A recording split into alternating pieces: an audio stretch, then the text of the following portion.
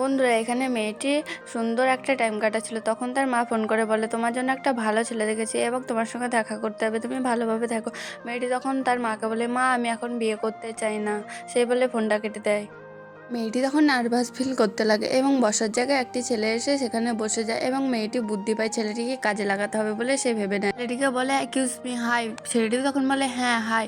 মেয়েটি তখন বলে, আমাকে একটু হেল্প করতে হবে। ছেলেটি বলে, কি হেল্প করতে হবে? এবং মেয়েটি ছেলেটিকে সব ঘটনা খুলে বলতে লাগে, আমার মা একটি ছেলের সঙ্গে আমার বিয়ে ঠিক করেছে, কিন্তু আমি এখন বিয়ে করতে রাজি না।